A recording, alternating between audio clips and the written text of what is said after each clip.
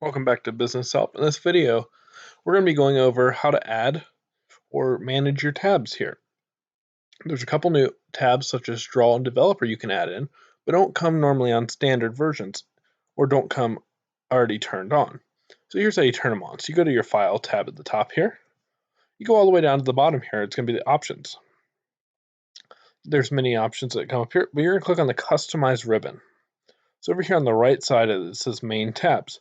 So now you see there's a Data tab and a Developer tab. So all you do to turn them on is you click the check mark on both of them and hit OK.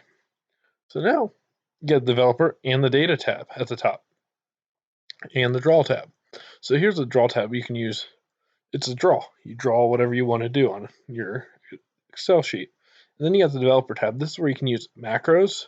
You can create buttons and many other things. This is very advanced stuff, but hey, if you ever need to learn how to get to it, that's how you turn it on, and that's how you can use it. And I hope this video helps on learning how to find the data. How to find the Draw and Developer tabs. And if you like this video, check out my other ones and hit the like button and subscribe, please.